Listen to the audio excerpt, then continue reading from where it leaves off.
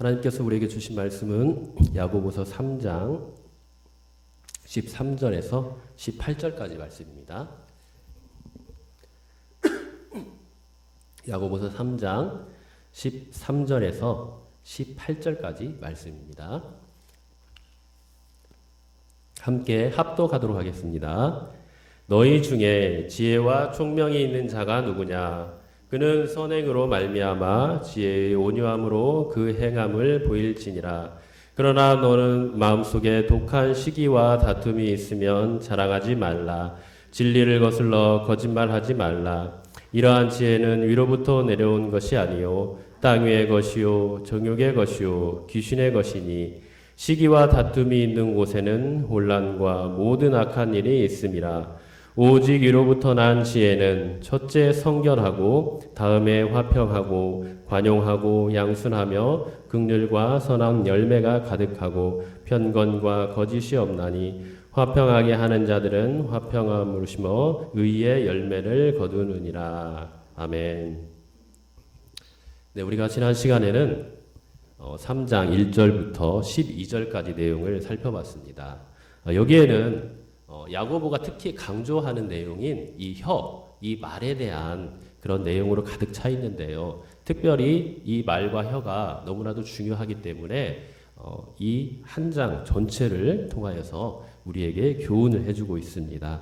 그래서 야고보는 이 인간의 혀라는 것, 이 말이라는 것은 인간의 지체 중에서 정말 작은 지체 중에 하나인데 그 작은 지체가 어마어마하게 큰 영향력을 미치고 힘을 드러내고 또 파괴력을 가져온다고 이렇게 말을 했습니다. 그래서 야고보가 이 혀는 작은 지체이지만 우리의 온 몸을 더럽히고 우리의 몸뿐만 아니라 우리의 전 삶을 불살라 없앨 정도로 그 정도로 파괴력이 있고 영향력이 있다고 말을 했습니다. 그래서 이 말이 가져오는 이 파괴력을 바로 삶의 수레바퀴를 불사르는데 이 불이 어디에서 나오냐? 지옥불에서 나온다고 할 정도로 그 정도로 우리의 말의 영향력은 이 파괴력은 엄청나다고 할 수 있습니다. 그래서 이 야고보가 이 말의 이 엄청난 영향력, 파괴력을 예를 들어서 말하면서 말에 재갈을 물림으로써 그 말을 제어하고 또 배의 그 작은 키로서 그 배의 방향과 운전을 할 수 있도록 해주고 또 이 작은 불씨가 온 산을 다 불살라 버릴 정도로 이 정도로 파괴력이 있다는 것을 이 말의 재갈, 배의 키, 작은 불의 이 예를 들어서 우리에게 설명을 해주었습니다. 그래서 이 말이라는 것은 능히 길들일 사람이 없고 또 하나님께서 말로 창조하신 이 선하고 복되고 아름다운 세상에 그런 질서들을 파괴해버리는 아주 무시무시한 그런 것이 된다고 이렇게 말을 했습니다.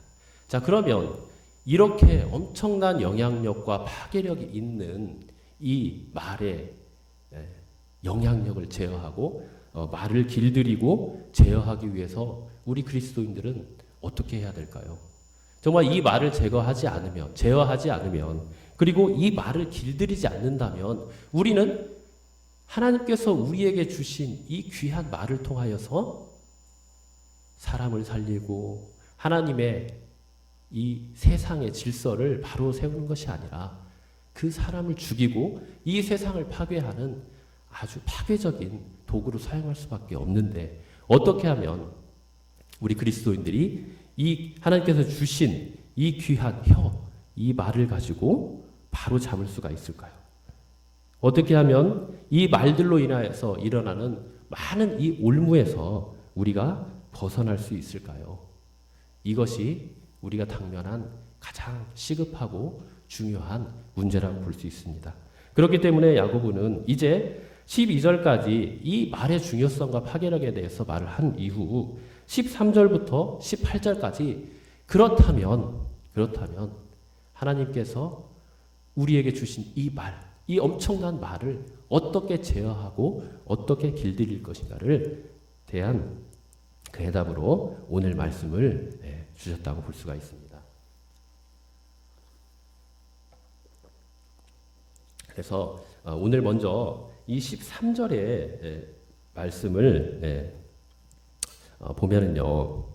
거기에 너희 중에 지혜와 총명이 있는 자가 누구냐? 그는 선행으로 말미암아 지혜의 온유함으로 그 행함을 보일지니라. 이렇게 말을 하면서 두 가지 대조하는 말이 나옵니다. 하나는 지혜와 총명과 함께 선행, 그렇죠? 그리고 그 말과 함께 지혜의 온유함이라는 이 두 가지로 이렇게 대조를 합니다. 그러면서 야고보가 한마디로 우리의 혀를 길들이고 제어할 수 있는 방법을 뭐라고 말을 하냐? 바로 말에 속지 말라고 이렇게 가르치고 있는 것이다. 말에 속지 말라.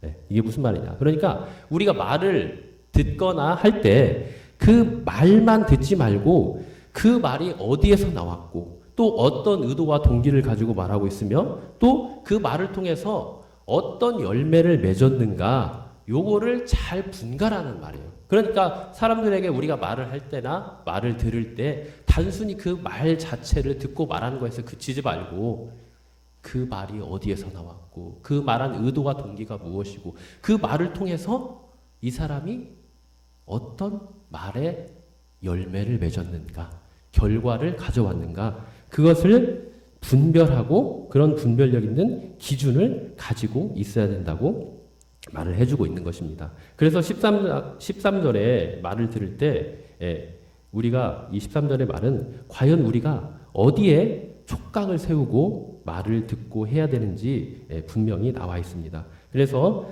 말과 먼저 행실이 연결이 되어 있죠. 그래서 지혜와 총명이 있는 자는 누구나 그는 무엇으로 말미암아 선행으로 말미암아.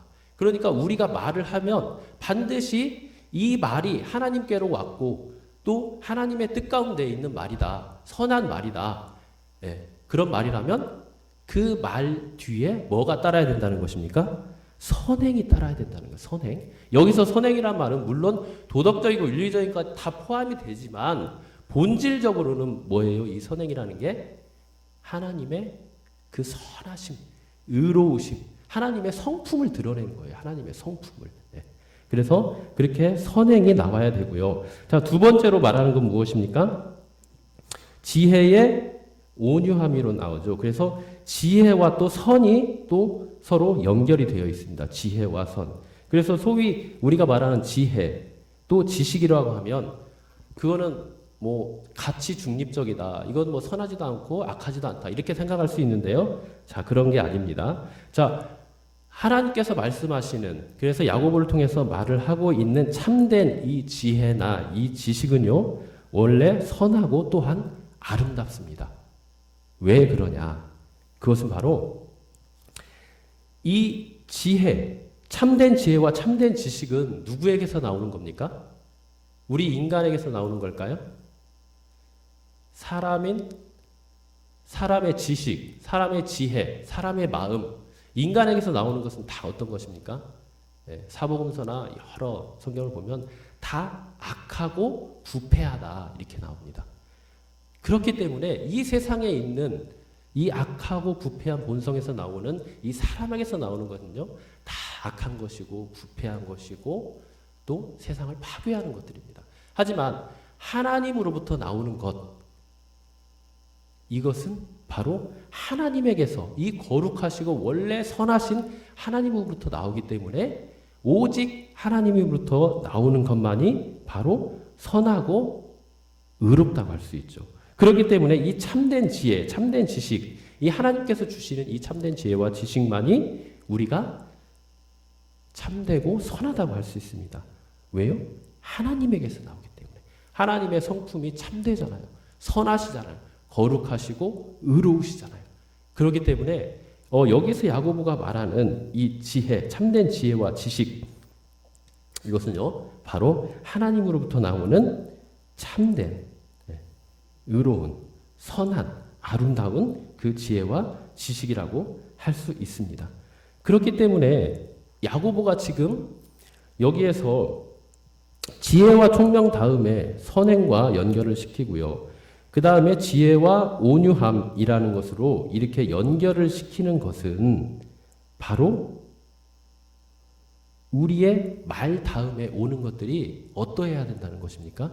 바로 이 선행이란 열매, 지혜의 온유함이라고 하는 이 열매가 맺혀질 때에만이 우리의 말이 참된 말이요, 선한 말이요, 하나님께로부터 오는 말이요, 또 하나님의 거룩한 백성으로서 뱉을 수 있는, 말할 수 있는 그런 말이라는 거죠. 그래서 이러한 선행의 또 지혜의 온유함이라는 이런 선한 열매들이 있을 때에만 우리 그리스도인들이 참된 그리스도인이라고, 주님을 믿는 백성이라고 이렇게 증명이 되는 것입니다. 그래서 1장부터 쭉 지금 2장까지도 무슨 말이에요? 야고보가 행함이 없는 믿음은 죽은 믿음이라 이렇게 말한 이유가 무엇입니까?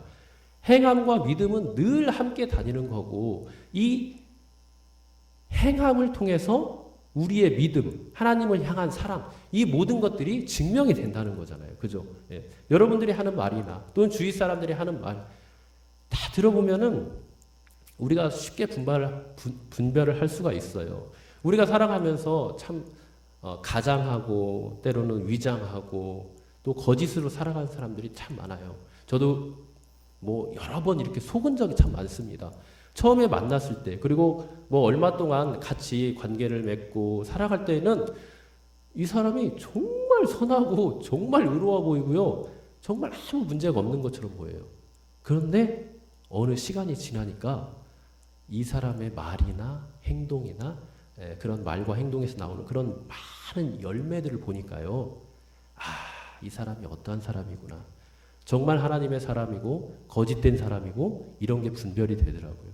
우리가 하나님의 사람, 또 우리가 말하는 그 내면의 동기, 의도, 다른 사람들은 다 알 수가 없습니다. 그러나 하나님은 아시고요, 또 우리도 알 수가 있는데요, 그 알 수 있는 비결이 뭐냐? 바로 그 열매를 보라는 거죠. 열매를. 그래서 마태복음 7장 7절에서도 열매로 무엇을 알라? 나무를 알라고 하잖아요. 나무가. 그죠? 예. 나무가요, 굉장히 비슷한 나무들이 많습니다. 분간할 수 없는 나무들이 많아요. 사실 알고 보면요. 그런데 그 나무가 어떤 나무인가를 알려면요, 그 나무에 열매가 맺히는 것을 보면 분명하게 알 수 있습니다. 그 전까지는요, 이 나무가 어떤 나무인지 분별하기가 쉽지가 않아요. 그래서 야고보가 지금 13절에서 이 말과 행실, 또 말과 이 지혜와 지혜의 온유함, 이 선함을 이렇게 연결시킴으로써 우리의 행실과 또 우리의 그 지혜의 그 온유함으로 드러나는 그 행함이 바로 우리의 말이, 또 우리의 하나님의 자녀됨의 그런 귀한 보증이 되고 또 증거가 된다는 것을 이렇게 말을 해주고 있습니다. 그렇기 때문에 우리는 속지 말아야 됩니다. 말을 하면서 스스로 속아서도 안 되고, 말을 들으면서도 속아서도 안 됩니다. 그래서 야고보는 어떤 지혜로운 말, 유식한 말을 듣거든 그렇게 말한 사람의 행실을 보고 분간하라고 분명히 우리들에게 말을 해주고 있는 것입니다. 이런 맥락에서 볼 때 특별히 이 13절에 있는 이 지혜의 온유함이라는 말은 굉장히 의미가 있고 중요하다고 볼 수가 있습니다. 지혜의 온유함이라는 말, 이 무슨 뜻일까요? 지혜의 온유함. 이거를 원문으로 이렇게 해석을 해보면요, 주로 이제 세 가지로 이렇게 해석을 할 수가 있는데, 첫 번째로는 뭐 지혜에서 온유함이 나왔다, 또는 온유함 자체가 지혜이다, 그리고 지혜의 특성 자체가 온유함이다. 이렇게로 볼 수 있는데, 그러나 원문적으로 또 문법적으로 보면은 이게 지혜가 온유함에서 나왔다고 이렇게 해석을 할 수 있습니다. 온유함이 지혜에서 나왔다. 온유함이 지혜에서 나왔다. 이렇게 표현을 할 수 있어요. 자, 우리가 세상에서 이 온유함이라는 뭐 사전적으로 말하면 뭐 부드러운 마음, 부드러운 성품, 뭐 이렇게 볼 수가 있죠. 그런데 우리 사람들은 항상 부드러울 수 있나요? 그럴 수가 없죠. 항상 상황과 여건만, 분노의 상황과 어떤 어려운 상황으로 치닫으면 우리는 마음속에 뭐가 일어납니까? 분노가 일어나요. 화가 일어나요. 나를 욕하고 또 나에게 상처를 주고 나를 힘들게 하는 사람, 생각만 하면 뭐가 일어납니까? 분노가 일어나죠. 참을 수가 없습니다. 이게 인간의 연약함과 한계예요. 자, 그런데 이 땅에서 가장 온유하다고 하는 사람이 있었습니다. 누구였죠? 예, 모세가 있었죠. 그러나 모세도 결국에는 어떻게 해버렸습니까? 예, 딱 하나님의 말씀에 한번 또 반영을 해서 명성에 티를 남겼죠. 그러나 그 어떤 상황과 여건 속에서도 그 온유함을 잃지 않으시고 그 온유함의 모범을 보여주신 분이 있죠. 누구죠? 예수 그리스도입니다. 예수 그리스도. 그래서 예수님만이 참된 온유함을 소유하고 계신 분이라고 할 수 있어요. 그리고 참된 온유함으로 살아가실 수 있는 분이라고 우리가 말을 할 수 있습니다. 예수님은 그 자기를 죽이고 모욕하고 또 힘들게 하는 그런 모든 상황 속에서도, 그리고 아버지와의 관계가 끊어지는 그 아픔과 고통 속에서도요, 그 온유함을 잃지 않으셨습니다. 그 원수와 같은 유대인들을 향해서도요, 십자가에 못 박혀 죽으실 때도 그들을 저주하지 않았어요. 저들의 죄를 용서하여 주시옵소서 하고 오히려 온유함으로 그들을 용서하셨던 분이 바로 이 예수님이신 것입니다. 자, 그러면 우리는 이런 온유함들을 어떻게 유지할 수 있을까요? 어떻게 우리가 이 온유함으로 살아갈 수 있을까요? 그건 결국 쉽지가 않은 문제입니다. 그죠? 네. 이런 온유함을 유지하기도 쉽지가 않을 뿐더러 시시각각 변하는 우리의 마음과 이런 우리의 주변 상황에 이 온유함으로 대한다는 건요, 정말 어렵고 힘든 일이라고 할 수 있어요. 그런데 오늘 말씀을 보면요, 이 온유함을 우리가 간직하고 유지할 수 있는 비결이 바로 여기에 나온 겁니다. 바로 어떤 단어입니까? 13절에 있는 지혜의 온유함이다. 이게 정말 중요한 거예요. 그래서 우리의 온유함, 우리의 말과 우리의 행실에서는 늘 이 온유함이 나와야 돼요. 그죠? 야고보가 강조하는 것이 그겁니다. 그것이 바로 우리 그리스도인들의 정체성이고요. 우리 그리스도인들이 살아가야 할 거룩하고 의로운 하나님께서 원하시고 기뻐하시는 삶이기 때문이에요. 그래서 이 온유함이 나와야 되는데 이 온유함이라는 게 쉽지가 않아요. 그죠? 예. 늘 상황과 환경만 바뀌면 우리의 마음은 분노하고요. 금방 평온해졌다가 어떻게 됩니까? 금방 그 수돗물을 이렇게 확 한번 휘저어버리듯이 확 다시 요동이 일어나고 분노가 일어나고 나도 주체할 수 없는 그러한 불안감과 아픔과 불신과 원망 속에서 살아갈 수밖에 없어요. 특별히 이 사람과의 관계 속에서 그런 일이 많이 일어납니다. 이 믿지 않는 사람과의 관계도 그렇지만요, 우리가 더 힘들고 어려운 건 어떤 관계입니까? 믿는 사람과의 관계에서요. 믿는 사람과 관계. 이게 정말 우리를 너무 힘들고 어렵게 하는 것입니다. 물론 믿지 않는 사람도 우리가 사랑으로 품고 그들을 복음으로 대하고 온유함으로 그들을 끌고 나아가야 돼요. 그런데 정말 힘들고 어려운 건 주님을 믿는 사람이라고 자처하는 자들, 주님의 마음이 내 안에 있다고 하는 사람들, 그 사람들이 나를 힘들고 어렵게 한다는 거예요. 나를 핍박하고 나를 정말 고통 가운데 몰아넣고 있다는 것입니다. 이럴 때 우리는 어떻게 하냐는 거예요. 어떻게 그 온유함을 우리가 다시 되찾고 회복하고 그 온유함을 유지하면서 나아갈 수 있냐는 것이죠. 어떻게 그게 가능할까요? 바로 그에 대한 답이 13절에 있는 것입니다. 지혜의 온유함으로 그 행함을 보일지라.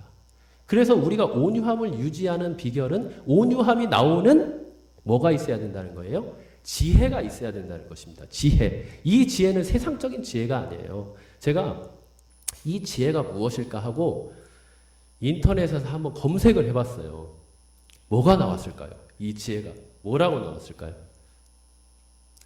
뭐라고 나왔을까요? 지혜라는 말은 안 나오고요. 웬 젊은 처자들이 이렇게 나오더라고요. 그래가지고 서지혜, 김지혜, 뭐 박지혜 이렇게 나오더라고요. 그래서 이거 뭐냐 하고 다시 이제 다른 것을 막 찾아봤는데요. 이 지혜라는 것을 세상적인 이 학문에서는 그냥 마음의 능력이라고 해요. 마음의 능력. 뭔가 어떤 문제를 해결하고 뭔가 잘 되게 할 수 있는 그냥 능력이라고 이렇게 나와요. 근데 하나님께서 말씀하시는 이 지혜라는 것은 무엇을 말하는 것일까요? 그럼 이 지혜가 없으면 우리 안에 온유함도 나올 수가 없어요. 그죠? 이 지혜가 없으면 우리가 그리스도인으로서도 어떻게 해요? 살아갈 수가 없습니다. 그죠? 그러면 이 지혜라는 것, 이 지혜라는 것은 과연 무엇을 말하는 것일까요? 그것은 바로 예수 그리스도에 대한 믿음과 또 하나님의 말씀이라고 할 수 있습니다. 자, 우리가 마태복음 11장 28절, 29절에 보면은 거기에 뭐라고 나옵니까? 주님이 수고하고 무거운 짐진 자들아 다 내게로 오라. 내가 너희를 쉬게 하리라. 이렇게 말씀하십니다. 그러면서 29절에서 뭐라고 말씀하십니까? 나는 마음이 온유하고 겸손하니 이렇게 말씀하세요. 그러니까 예수님만이 어떻게 한 분이라는 거예요? 마음이 온유하시고 겸손하시다는 분이에요. 그래서 늘 이 온유와 겸손은 짝을 이루면서 갑니다. 온유한 사람은 어떤 사람이에요? 겸손한 사람이에요. 겸손한 사람은 어떤 사람이에요? 온유한 사람이에요. 이것을 친히 보여주신 분이 누구세요? 예수 그리스도입니다. 자, 그러면 예수님은 왜 이렇게 본인을 온유하고 겸손하다고 말씀을 하셨을까요? 이 세상에서 우리가 사람들이 제일 믿을 수 없는 사람이 어떤 사람이죠? 말만 하는 사람이죠. 말만 하는 사람은 우리가 믿을 수가 없어요. 그런데 예수님은 어떤 사람이셨습니까? 예수님은 이미 하나님께서 앞으로 너희들을 구원해 줄 메시아를 내가 보내줄 것이다 하고 구약시대부터 쭉 약속을 해주셨습니다. 그걸 언약이라고 하죠. 그런데 그 말씀이 신약교회에서 그럼 이루어져야 하잖아요. 그죠? 예수님 오셔야 하잖아요. 그래야 하나님은 우리와 약속을 지키시는 거잖아요. 그래서 갈라디아 4장 4절을 보면 때가 참에 이제 예수 그리스도가 이 땅에 오시고 그 약속을 성부 하나님께서 지키셨어요. 그죠? 지키셨어. 자, 그러면 우리가 예수님이 아까 온유하고 겸손하다고 하셨잖아요. 그죠?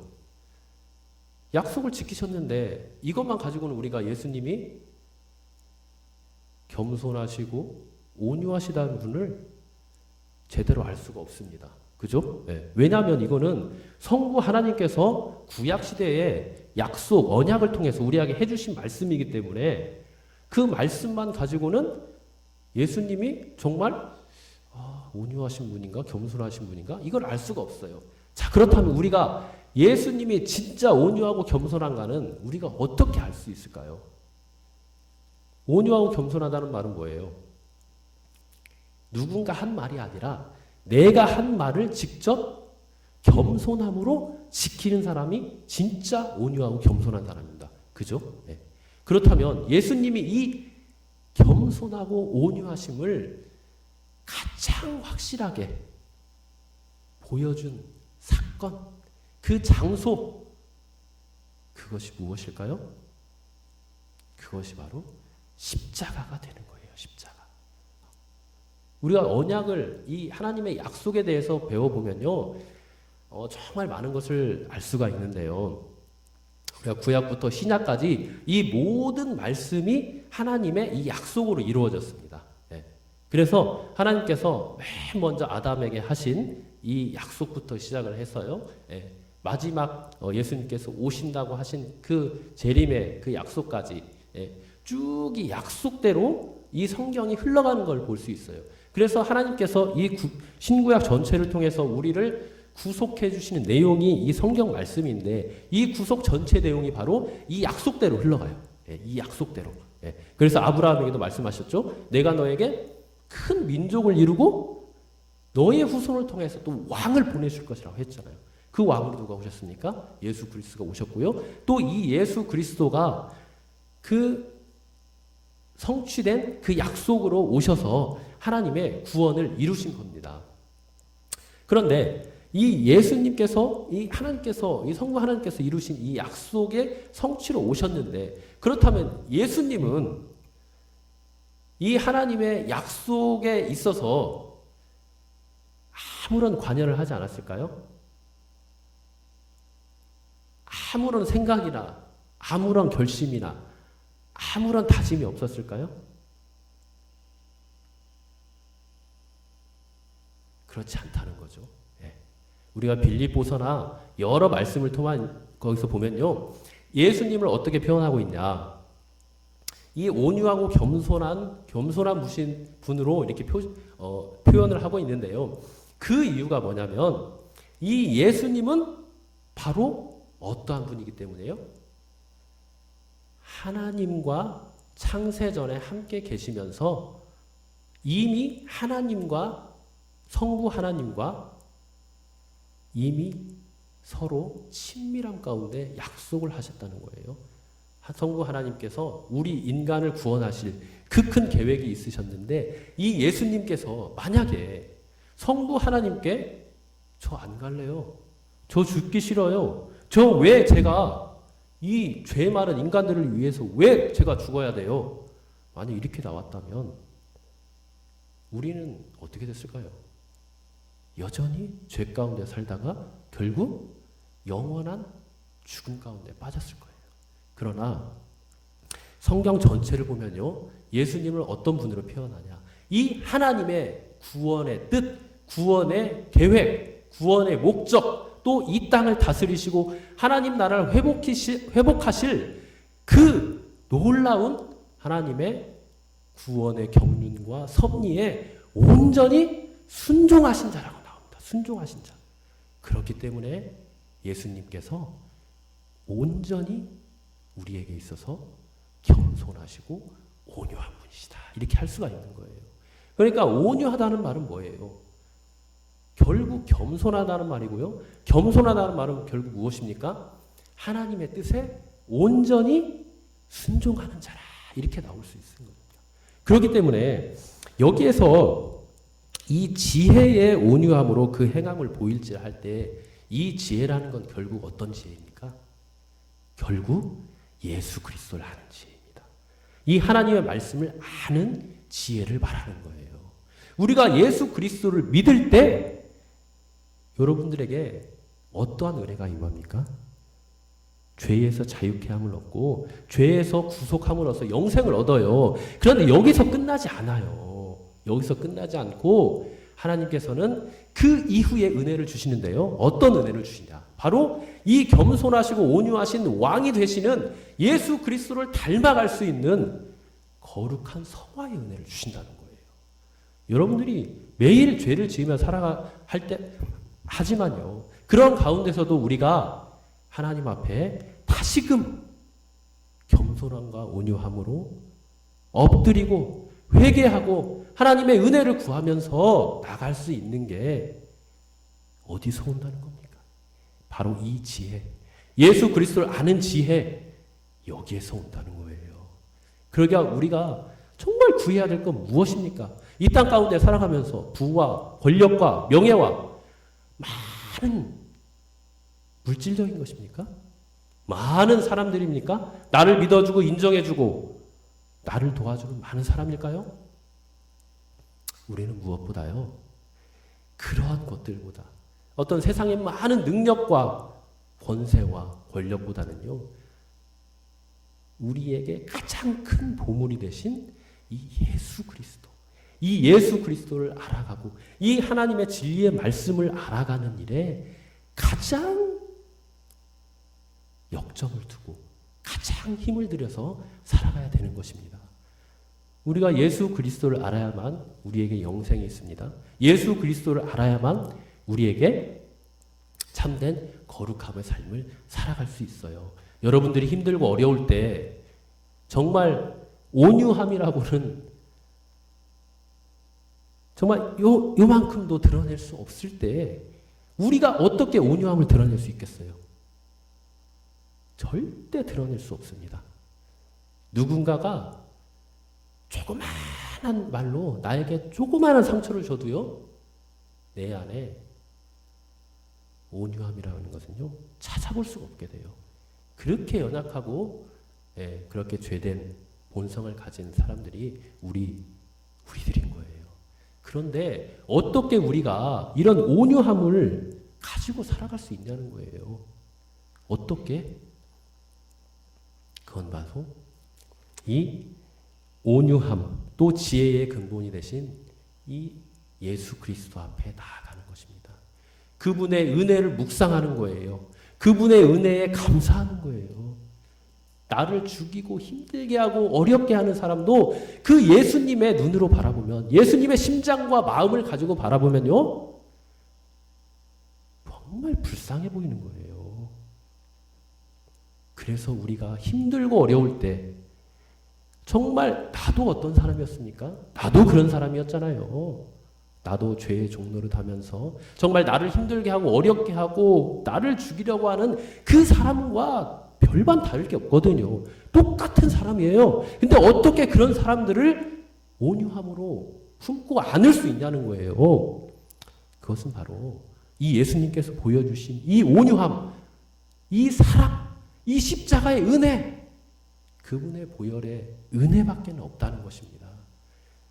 그래서 우리가 이 온유함을 반드시 가져야 되는데요. 그러기 위해서 어떻게 해야 된다? 이 지혜를 가져야 된다. 예수 그리스도가 어떤 분이고 그분이 나를 위하여서 어떠한 일을 행하셨고 지금도 나와 하나 되어 나와 연합되어서 나에게 영원한 생명으로 이끄시고 날마다 우리를 주님의 의로움과 거룩함으로 인도하시는, 다른 사람을 용서할 수 있도록 그 용서의 마음을 주시는 그 주님과 늘 함께 있어야 된다는 거예요. 늘 그 십자가 앞에 나아가야 된다는 거예요. 늘 그 십자가를 묵상하고요. 여러분들이 정말 나를 힘들게 하고 또 내 삶 가운데 어마어마한 어려움과 고통이 있을 때 이 주님을 늘 붙드시기 바랍니다.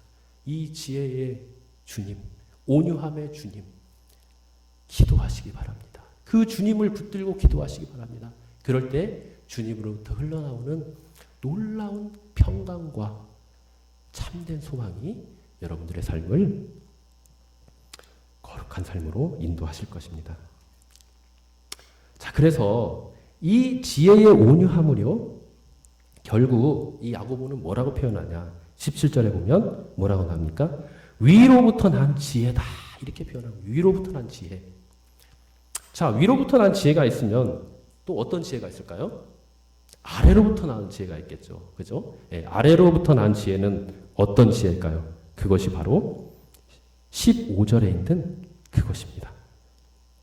땅 위의 것이요, 정의 위의 것이요, 귀신의 것이다. 이것이 바로 아래로부터 나오는 지혜예요. 그러니까 이 땅에 존재하는 지혜라는 거예요. 지혜라고도 말을 할 수 없죠. 말은 지혜이지만 이게 무엇입니까? 바로 이 땅 가운데 있는 악한 열매들이에요. 악한 열매들. 그죠? 하지만 위로부터 난 지혜는 결국 지혜의 온유함으로부터 오는, 하나님의 말씀으로부터 오는, 그 진리로부터 오는 이 위로부터 난 지혜. 하나님이 주시는 지혜는 어떤 열매를 맺는다는 것입니까? 성결하고, 첫째 성결하고, 다음에 화평하고, 관용하고, 양순하며 긍휼과 선한 열매로 가득하고 편권과 거짓이 없나니 화평하게 하는 자들은 화평으로 심어 의의 열매를 거두느니라. 그래서 우리가 늘 하나님의 말씀에 붙어 있고 또 예수 그리스도의 그 십자가 앞에 늘 머물러 주님의 은혜를 구하고 주의 말씀 가운데 살아가면요, 하나님께서 이런 열매를 맺게 해주신다는 거예요. 그런데 이 열매를 맺는 것을 보면요, 이 열매들을 보면요, 17절에 보면 굉장히 좀 특이해요. 거기에 있는 열매들이 뭐와 상당히 흡사합니까? 그렇죠. 성령의 열매와 굉장히 흡사해요. 그죠? 예. 갈라디아서 5장 22절, 23절에 보면 성령의 열매가 나오죠. 그죠? 예. 그 성령의 열매와 굉장히 흡사합니다. 그래서 이 열매들은요, 사실은 누가 주시는 것이냐? 성령께서 우리에게 주시는 거예요. 성령께서. 예. 우리가 앞전에 뭘 가져야 된다고 했죠? 지혜의 온유함을 가져야 된다고 했죠? 그리고 그런 지혜의 온유함을 갖기 위해서는 우리가 늘 누구 앞에 있어야 된다고? 예수 그리스도의 앞에 있어요. 십자가 앞에 있어야 되고 주님의 말씀과 그 예수 그리스도를 전인격적으로 알아가야 돼요. 알아가면은 어떤 역사가 일어나냐? 바로 이런 의의 열매, 선한 열매가 맺혀지는데요. 이 열매들을 누가 맺게 해주신다? 성령께서 맺게 해주신다는 거예요. 성령께서. 여러분, 성령님은요, 요한복음에 보면 단독으로 사역을 하시지 않는다고 나와요. 네. 그럼 어떻게 사역을 하시냐? 어떻게 우리 가운데 역사하시고 이런 열매들을 맺게 하시냐? 뭐를 통해서? 말씀을 통해서, 진리를 통해서, 예수 그리스도께서 전하신 그 말씀을 통해서 우리에게 역사하신다고 하셨어요. 그러니까 우리가 이런 선한 열매, 의의 열매, 성령의 열매, 이런 모든 열매들을 맺고 하나님이 정말 원하시고 기뻐하시는 그런 온유함, 지혜의 온유함을 가진 자로 살아가기 위해서는 결국 무엇을 우리가 가까이 해야 된다는 것입니까? 예수 그리스도의 십자가와 말씀을 가까이 해야 된다는 거예요. 요즘 제가 어렸을 때도 그렇지만 요즘에도 말씀보다는요, 정말 우리 주위에서 일어난 많은 기적이라든가 이적이라든가 그런 것들을 많이 추종하며 다니는 분들이 참 많이 있습니다. 저도 젊었을 때는 한때는 그런 은사에 빠져가지고 진짜로 은사를 최고로 여기고 그렇게 살아갈 때가 있었어요. 그런데요, 정말 은혜 가운데 이런 신학을 하게 되고 정말 하나님을 말씀 가운데 전 인격적으로 알아가다 보니까요, 그게 아니더라고요. 가장 중요한 거는요, 하나님의 말씀입니다. 물론 은사가 필요 없다는 거 아니에요. 중요하지 않다는 거 아니에요. 물론 중요해요. 그러나 그 은사가 어디에서 나옵니까? 다 하나님으로부터 나오는 거예요. 진리의 말씀을 통해서 우리가 알게 되고 거기에서부터 나오는 겁니다. 하나님의 이 말씀, 이 복음의 말씀이 아니면요, 우리는 아무것도 아니에요. 아무것도. 왜냐? 이 말씀 안에 그 생명의 모든 것들, 그 부요함의 모든 것들, 하나님이 주시는 그 복과 은혜와 하나님 안에 담겨 있는 모든 보화가 다 어디에 담겨 있어요? 하나님의 말씀에 담겨 있어요. 그러니까 다른 거 기웃거릴 필요가 없습니다. 하나님의 말씀을 통해서요, 우리가 하나님께서 주시는 생명, 은혜, 복 다 받아 누릴 수 있고요. 또 우리가 가지고 있는 잘못된 지식들, 또 여기서 15절에서 말한 그런 땅 위의 것과 정욕의 것과 귀신의 것, 또 하나님께서 주시는 성결, 화평, 관용, 양순, 이런 것들까지도 다 영적으로 분별할 수 있는 분별력을 다 주신다는 거예요. 이것이 다 어디에서 나오냐? 하나님의 말씀으로부터 나온다는 것입니다. 그렇기 때문에 우리 모든 성도님들은 무엇보다도 이 야고보가 말한 것처럼 이 말이 굉장히 중요하고 이 말을 통해서 우리가 거룩함을 이루며 살아가야 되는데, 그러기 위해서는 우리가 이 지혜의 온유함이 필요하다.